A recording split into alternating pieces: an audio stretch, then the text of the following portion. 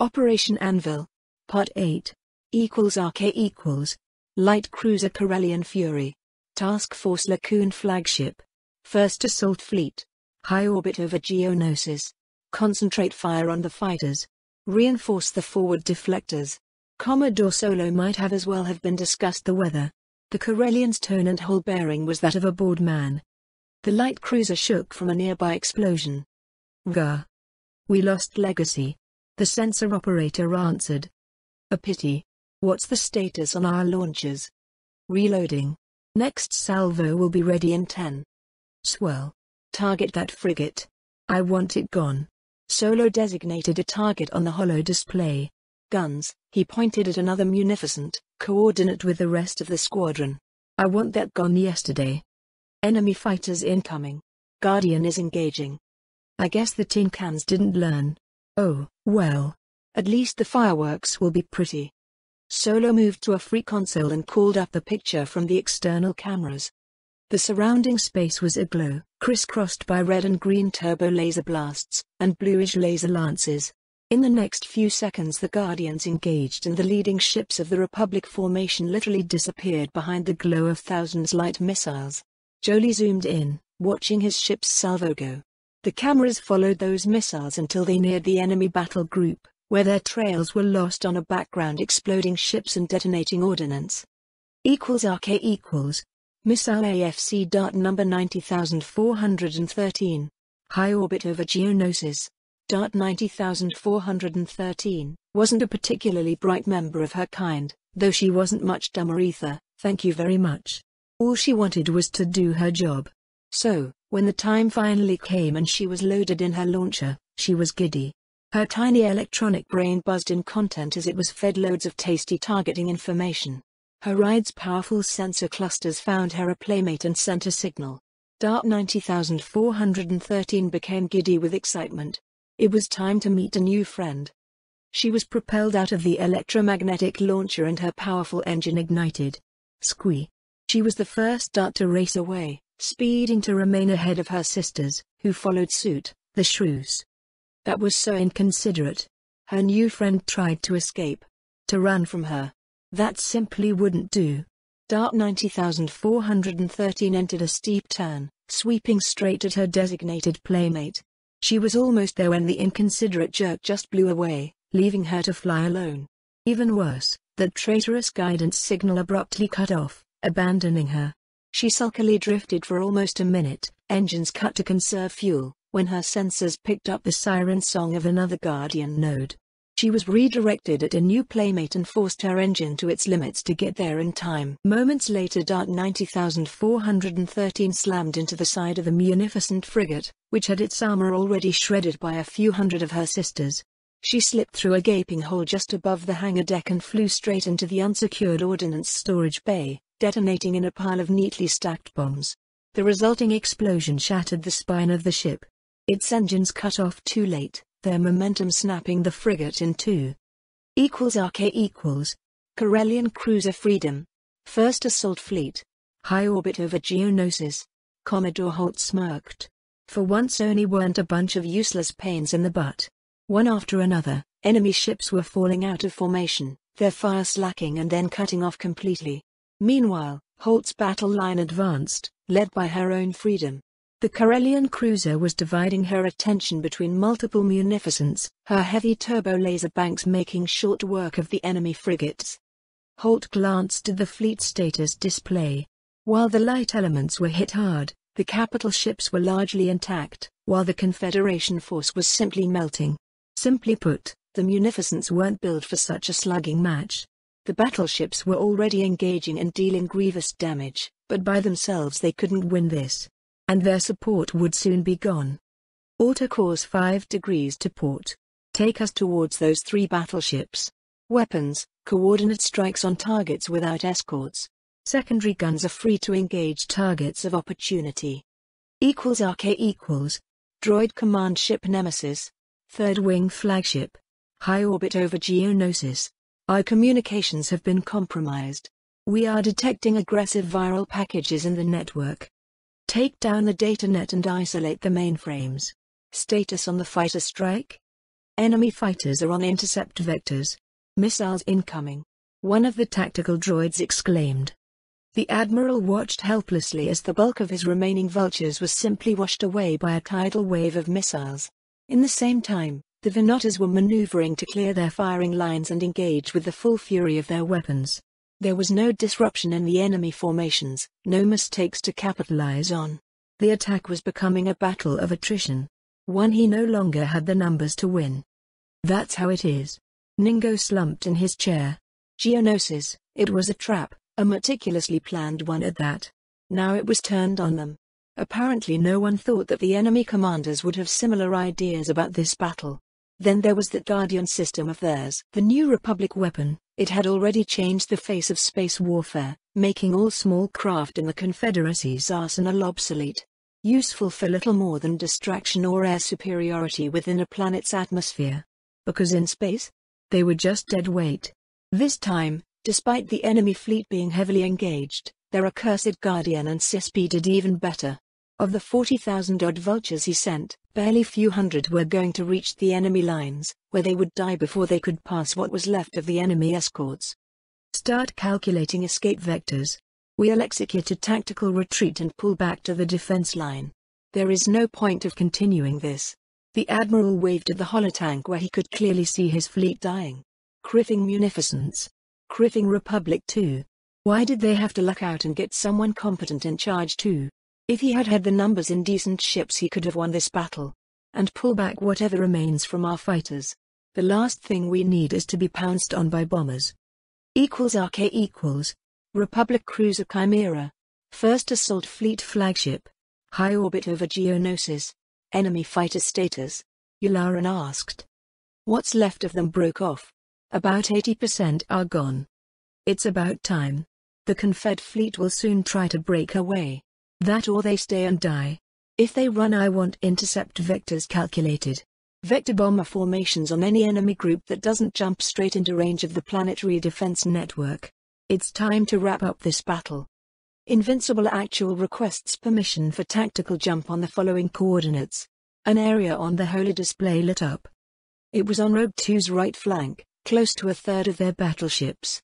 Between them and the planet. It was going to be costly, jumping in close range to those Leviathans. Nevertheless, they needed to die. Granted. Coordinate with Commodore Holt. I want that enemy battle group erased from existence. Yularen relaxed and calmly watched the progress of the battle. Unless something went terribly wrong or one of his people criffed up by the numbers, he was now a spectator until it was time to deal with the orbital defense network. In the holotank green symbols changed into amber colors, falling out of formation. Others blinked out, announcing a death of a ship. The casualties were rather heavy but acceptable. The same couldn't be said for the enemy, especially once the flanking maneuver was executed. The Admiral winced when he saw Tanith, one of his Venottas, suddenly missing from the plot. It took him a few seconds to find what happened. Apparently the cruiser lost its forward shields and had the misfortune to receive the attention of 3 battleships and a few frigates for good measure. Tactical jump coordinates ready and fed to the battle group. Good. Execute. Reality twisted and then 20 Venottas, 1 Corellian cruiser and what was left from their escorts were at new position. It should have taken them at least few seconds to take their bearings, but the Republic crews reacted as if nothing happened. The only delay was the one needed for the weapons to swing into position and then the battle group opened fire as one. The munificent frigates screening the battleships flew apart under 2 concentrated salvos, giving enough time to the behemoths to start reacting. It was far from long enough to make a difference. Invincible and her escort concentrated on the closest battleship, while the rest of the Venottas unloaded their weapons upon 2 more. The space around the capital ships blazed, almost warping as shields struggled to disperse the monstrous energies assaulting them. First to give was the deflector of a Lacree Hugh, turbolasers slagging armors and weapons alike. Next a Venator listed to port, half its side a burning ruin. More battleships and 2 DCS maneuvered, wading straight into the fray, while the Confederation formation started to unravel. At the same time, Freedom and her escorts finished off the last of a 2nd division of battleships and advanced, aiming to cleave through Rogue 2's battle line. Simultaneously, Republic escorts darted forward, moving for close attack run at distances where the enemy heavy weapons had trouble targeting them. Meanwhile, Rogue One was doing much better. It had parity with Coronet's battle group firepower-wise, at least initially, and while it was suffering lower numerical casualties, the Republic's losses were concentrated amongst their light ships. The battle there was devolving in a slugging match too, one that the Republic was going to eventually win, though with rather heavy casualties. That was until the retreat order was given. The forward elements of the CIS fleet pressed the attack, sacrificing themselves in a rearguard action in order to give the rest of their forces time to pull back. And it worked. Coronet and her escorts were satisfied with destroying the enemy ships that stood their ground. Rogue 2, on the other hand, wasn't as fortunate. They were heavily engaged, enemy ships cutting off possible vectors for a hyperspace jump. By the time Invincible and Freedom met, cutting a grim harvest of destroyed or crippled hulks, barely a third of that CIS formation managed to get away. The Confederation forces scattered, many of them unable to make a direct jump to Geonosis. = 71st Bomber Squadron. 3 light seconds from Geonosis. Here we go again. Lieutenant Falk muttered after his Y-wing emerged from hyperspace. They had waited for an hour or so after making an extended FTAir journey to the void outside the system. Now it was their chance to shine. All right, men. Each squadron is to make an attack run at a different frigate. We'll circle back and hit whoever survives. The 71st was just a single wing amidst the veritable armada that had arrived shortly after the fleet began their attack. As expected, the CIS hadn't wasted ships and fighters or deep space patrols. The early warning network of satellites ringing Geonosis has been dealt with by a few stealth-only corvettes, making this strike possible.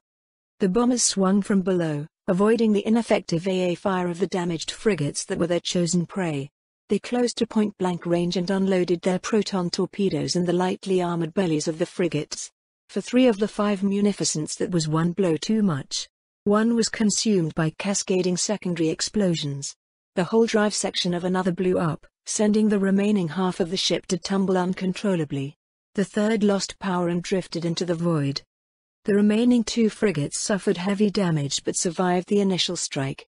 One managed to complete its hyperspace calculations in time and jumped to safety.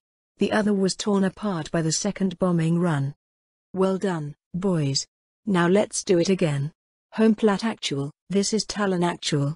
Mission accomplished. One got away, with heavy damage. Requesting new targets, over. Hold 1, Talon actual. Ask. Return to the fleet to refuel and rearm. All targets of opportunity have been hit. We'll need you to help dismantle the orbital defenses. Wilco. Falk suppressed a sigh. These newbies were like robots.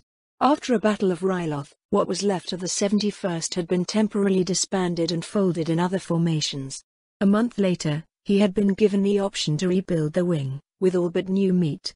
The unit had never been the same again, which wasn't helped by the fact that the newest batch of his brothers were like robots. No sense of humor whatsoever, no chatter that wasn't related with the mission. Nothing. Criffing wankers. == Republic Cruiser Chimera. First Assault Fleet Flagship. High orbit over Geonosis. Slowly I let the battle meditation go, careful not to cause a backslash amongst my soldiers. The strings of the web connecting us started unraveling. First one by one, then by pairs and scores. Soon enough, I was alone in my head, with only the Force making me company. I let her go too, except the barest of trickle, which I used to sustain me. The weariness from all that strain hit me like a super freighter, nearly knocking me out. It would have if it wasn't for the Force that I had used to keep me on my feet. I steadied myself and made my way out of the command tower, which luckily remained unscratched during the engagement. A few minutes later I was on the bridge, returning salutes. Admiral Yularan, great work. You handled the battle exemplary. Once the fleet has been brought back into formation, commence long-range bombardment on the ODG. Let's see if the new missiles are as good as the eggheads are raving about.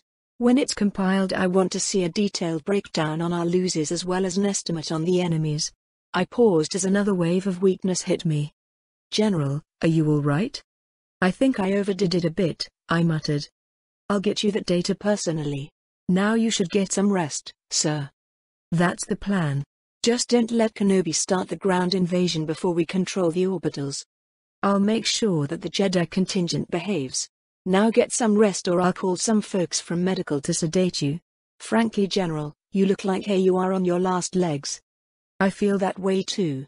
Besides, mentioning the folks with the needles is not cool at all. An hour later, elements from 1st Assault Fleet commenced long-range bombardment on the orbital defenses ringing Geonosis. =RK=. Estimated losses after the fleet action during the second Geonosis.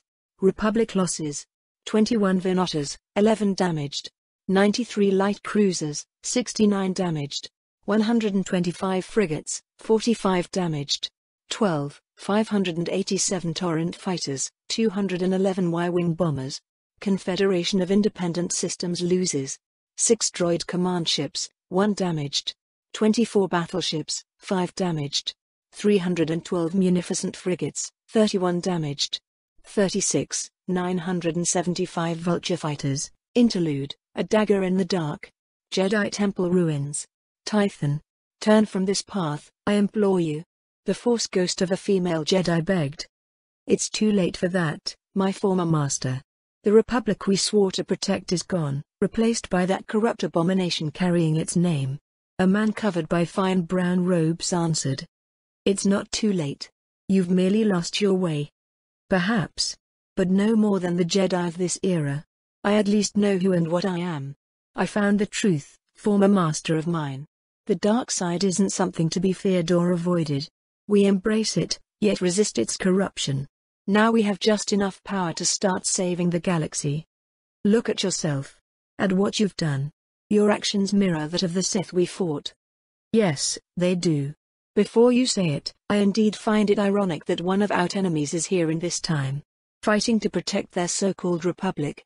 Don't you see? The very fact that Darth Vader of all people is on their side tells us all we need to know. This Republic is utterly corrupted and needs to go. The Force ghost shook her head in denial. We both know who really leads the Confederation you helped create. Please, that sorry excuse of a Sith Lord? This Sidious creature? I've faced and slayed members of the Dark Council. I took the Force-damned Emperor down. Sidious doesn't deserve to carry such a title. We know our true enemy. It's Vader and the Jedi of this era who are falling under his influence. How long do you think it will be before there is an open schism and most of them decide to support him? The robed man shrugged. We will tear down this corrupt regime and build the Republic anew. As for Sidious, Vader's doing great at dealing with him and his minions. No matter the price? Look at yourself, deluded fool. You poisoned a whole planet using biological weapons. Where does it end? Ask that. It was regrettable, but necessary. The Confederation and the Republic need to taste the horrors of real war, not that proxy conflict they've been fighting with expendable droid and clone armies. The Clone Wars are no longer the carefully orchestrated theater directed by Sidious. It's a chaotic, unpredictable war between peer opponents. By the time we allow it to end, the galaxy will be ready for change. For salvation. And you will be the one to provide it? The ghost's voice was breaking with regret. Me? I'm very well aware of my failings. I've flirted with the dark side for far too long to be trusted with rebuilding the galaxy. The Force ghost of Satelshan was taken aback by that response. So you haven't fallen that far, she whispered. Oh, don't be silly, Master. I'm much worse than that. I am very well aware of all my actions and their consequences. Yet I'm doing what I believe to be necessary. Isn't this what's scaring you? That I should have fallen thanks to my actions up to date, yet I haven't? That you can't blame the dark side for my deeds?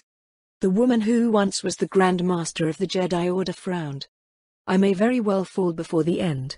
There are good people who will put me down in such eventuality, as you very well know. The Jedi shrugged. So what is the purpose of this visit? You haven't made yourself known lately. You are still searching for the child. Do you have any idea what will happen if you actually manage to get your hands on her? The man in brown raised his head. Only the lower part of his face was visible under his hood. He was smiling. Once we have her on our side, Vale will show his true colors for everyone to see. You've gone mad, apprentice. You very well know what happened when those fools killed his wife. You know he won't suddenly start making mistakes. Of course not, that would be too much to hope for. The Dark Jedi shook his head in amusement. Why do you want him in such a fury again? All I need him to do is to stop holding back and show the whole galaxy how a true Sith wages war. The Confederation will make a splendid target for his wrath. And a new order will rise from the ashes of war. It's been a long time, Grandmaster. A new figure entered the clearing where the entrance to the Jedi Temple laid. She was female humanoid, clad in a sealed power armor. General. I wish I could say it is a pleasure. Shan glared at the newcomer. So it's you who are supposed to rebuild the galaxy in her image. I will uphold my oath no matter what. The people of the Republic deserve better than to be exploited by a bunch of corrupt fools, who are protected by the Jedi. Even after all those years, that haven't changed. It almost makes one think that the Sith had the right idea. So that's your plan? Let the galaxy burn and build yourselves a little empire on the ashes? Of course not. We will reforge a nation in the fires of war. This conflict will purify the galaxy, making the restoration of the Republic, of real democracy, possible. You two are mad. No more than you for imploring us to support another corrupt government. It happens again. Damn politicians protected by Jedi are letting the galaxy burn just as it happened during our conflict. If the Empire hadn't splintered in a civil war, we would have lost because of the likes of you. Because of the corruption you protected. Ahem. Technically we did lose the war before the Empire self-destructed. The Dark Jedi quipped. I rest my case. The armored figure glared at Sattel Shan. What nonsense is this? We did our duty. To the Republic and its citizens. We swore to protect the Republic and we did. Most of the Order perished, dying to protect it. No. All you did was fight and die to keep the status quo. Instead of changing to meet the Empire on even ground, the Republic stagnated, became weaker. All the while we fought, bled and died to protect a state that was no longer worth it. Not again. I see. Shan muttered. She glanced at her former apprentice. There is no convincing you to turn away, is there? No, Master. We are way beyond that. I need follow my heart in this. Sometimes I think that those who wanted us to divorce ourselves from our emotions had it right, muttered the former Grandmaster. As if we had followed that way, the Sith would have destroyed us a long time ago. It's not like it works for the current generation of so-called Jedi either. They are pale shadows of what they should be. Shan gave a long, wishful look at her apprentice and faded away. I'm sorry. I know how much he meant to you, muttered the old Republic general. It's fine. We've had that argument ever since I decided to walk this path. I'm grateful that you and your soldiers decided to follow me, my love. We take our oaths seriously, and it isn't to this so-called Republic. We will rebuild our nation from the ashes. There is nothing else left for us in this day and age. There is nothing less that we can do. The Dark Jedi agreed. Interlude, a day in the office. General Valentra's office. Gar headquarters. Coruscant. Damn. Valentra cursed quietly. He was reading over the preliminary casualty list after the main fleet action over Geonosis was complete. When all was said and done, about a third of the fleet was either outright destroyed, crippled, or in need of serious yard time. The price in lives was even higher. The conservative estimates were for 600,000 dead with another 100,000 wounded. And all those figures were very rough estimates based on the number of destroyed and damaged ships. So it was virtually guaranteed that the numbers were going to spike as more information came in. That was before the ground action had begun, not to mention that the fleet was still dealing with the orbital defenses. The general closed his eyes. While they had won the battle, decisively at that, the outcome was painful beyond belief. Oh, the enemy's losses in both destroyed ships and tonnage were nothing short of catastrophic, but they had lost few hundred people at best. The rest were expendable, easily replaceable droids. It wasn't so with the Republic crews, clones or not. While the Republic had much bigger industrial output, at least once its economy get into gear and onto war footing, the loss of experienced spacers was critical. Getting more ships into service than the enemy could field didn't mean that much when you lacked the trained crews to run them. Give me the estimated completion dates for the latest construction runs, he asked his aide. It took him few minutes to get the relevant information, before the middle-aged captain was able to do so. The next major batch of Vinotas will be complete and ready for trials within a 3-week period, in 2 months' time. Between now and then, There will be a trickle of completed cruises that should be enough to shore up our losses, if there aren't many victories like today's. There is a similar schedule concerning the acclimators with another week lead time. How are our production figures looking? Reasonably good, given the circumstances. The major fleet yards are still expanding and constantly adding new construction slips. There are bottlenecks in trained personnel and expanding the production of various critical components. For the time being we are fine resource-wise, but building new factories and production lines takes time and it is the real snag. Add to that the fact that a lot of said production is specialized work and we are hurting as far as trained workers are concerned. That bottleneck is expected to be resolved within the next 6 months up to a year depending on how fast we want to expand our construction efforts. Which lead us up to the next issue. What's our situation with the fleet personnel? Bad. There simply aren't enough clones being grown and trained to fill up all needed positions, and that's before we factor the latest approved expansion of the fleet. Unless something is done, within 12 months we'll have brand new ships without anyone to crew them. The current level of losses of trained personnel is unsustainable in the long term. A weakness that the enemy is much sensitive of. Yes, sir. Only about 15 to 20% of their combined fleet is manned by organics, though those numbers are increasing as they ramp up production too. Not enough to make a difference. How are our recruitment efforts going? Rather good, though training competent spacers takes up time. If we rush it we lose the edge our crews have on the droids. Can't be helped. I'll need recommendations on cutting down the training cycles. To compensate somewhat, we would have to break up many of our current crews and spread the trained personnel to stiffen up the new boys and girls. Now, how is the production going on the new equipment? We are steadily replacing all production lines for both small arms and armor. Even when it's possible, we simply won't have the resources to outfit the whole army with power armor and heavy weapons, though within 2 years the bulk of our forces will have the new arms and armor types. As per Operation Plan Blue, we will be sending the bulk of the old equipment to newly created formations. Good. Our veteran units will need all the edge they could get in order to preserve as many of their manpower as possible. Even if it's in exchange of much heavier casualties among the new units we are training. Valentra hated the necessity of that choice, but that's the ruthless calculus of war for you. The big edge the GAR currently had was the better quality of its soldiers, something that would inevitably go down as brand new units, which only had few months of training were fed into the fray. Which in turn made inevitable that Valentra had to preserve the bulk of his veterans, though a significant portion would be disbanded and spread amongst the green divisions that were being trained. Did the warning go to our forward units? The general asked. 20 minutes ago. Oni agrees.